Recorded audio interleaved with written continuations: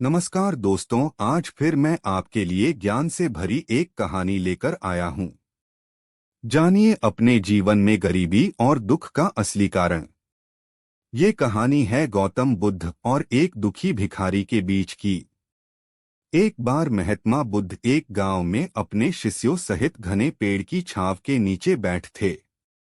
आसपास के गांवों से बहुत से लोग अपनी मानसिक समस्याएं लेकर महात्मा बुद्ध के पास आ रहे थे।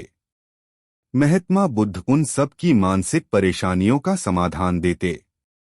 सब लोग खुशी खुशी अपनी समस्याओं का समाधान पाकर वहां से लौट रहे थे।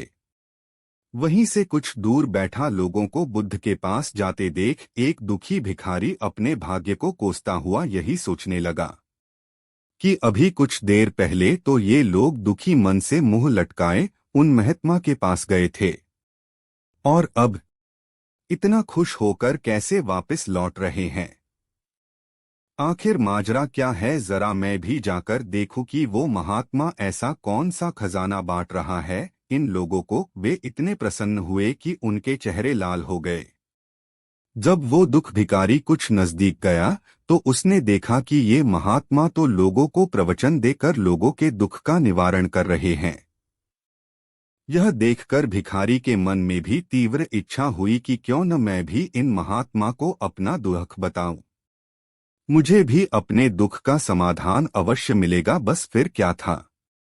समाधान पाने की लालसा लिए भिखारी महात्मा बुद्ध के सामने पहुंचा और हाथ जोड़कर प्रणाम करते हुए बोला, हे महात्मा बुद्ध, मैं भी लोगों की मदद करना चाहता हूं।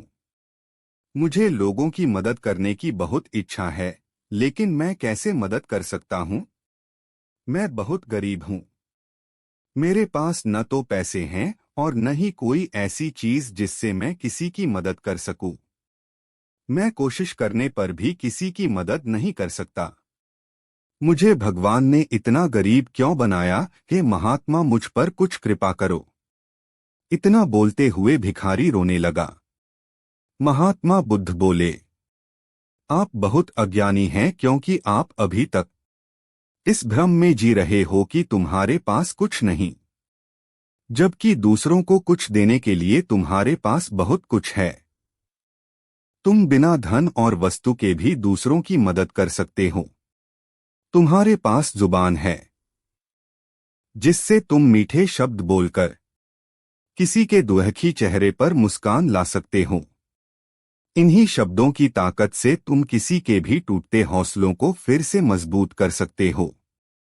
इन शब्दों की शक्ति से आप किसी के भी मन में सकारात्मक विचारधारा के बीज बो सकते हैं और उसे गलत रास्ते पर जाने से रोक सकते हैं।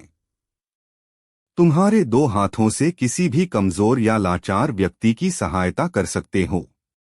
आपके दो आंखें किसी अंधे को रास्ता दिखा सकते हैं। तुम किसी के लिए दुआ कर सकते हो। यह हो सकता है कि उनके बुरे काम फिर से हो जाएं। आप किसी के अच्छे स्वास्थ्य की कामना कर सकते हैं। लेकिन अज्ञानतावश तुम अब तक इस बात को समझ नहीं पाए और इस भ्रम में अब तक जीते रहे कि तुम्हारे पास मदद करने के लिए कुछ नहीं। किसी की मदद करने के लिए धन और वस्तु का होना अनिवार्य नहीं है। बिना धन और वस्तु के भी हम कई प्रकार से लोगों की मदद कर सकते हैं। महात्मा बुद्ध के ज्ञान से भरे ये सुंदर शब्द सुनकर भिखारी के चेहरे पर मुस्कान आ गई और वह खुशी से झूमता हुआ वहां से चला गया। दोस्तों, महात्मा बुद्ध की इन बातों से बहुत कुछ सीखा गया। आजकल बहुत से लोग यह सोचकर दुखी होते हैं कि मेरे पास ये नहीं है, बल्कि जो आपके पास है उसी में संतुष्ट रहना सीखें और बिना मतलब के लोगों की मदद करें। इन्हीं से आपको परम सुख की प्राप्ति होगी। तो दोस्तों, यह बुद्ध की कहानी आपको कैसी लगी जरूर बताना। जय भीम।